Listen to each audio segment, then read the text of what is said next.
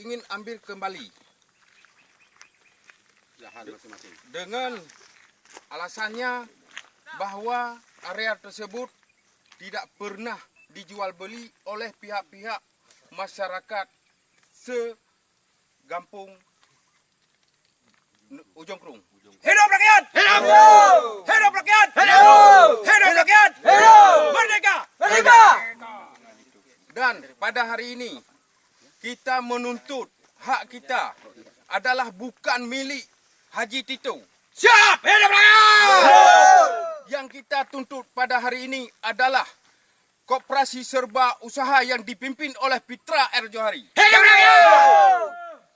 Maka dalam perkebunan koperasi ini tidak menyangkut dengan saudara T.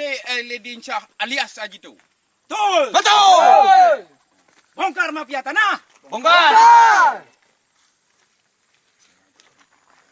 Saya selaku dari orang perusahaan pada 2015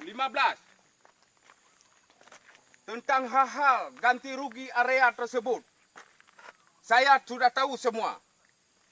Maka saya mengeluarkan dari perusahaan koperasi serba usaha bahawa terkhianati masyarakat yang terletak perusahaan ini. Hidup rakyat!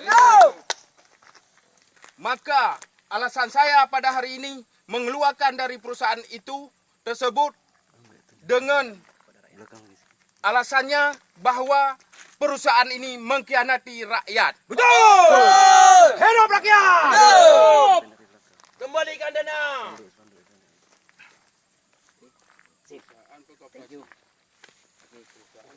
Koperasi.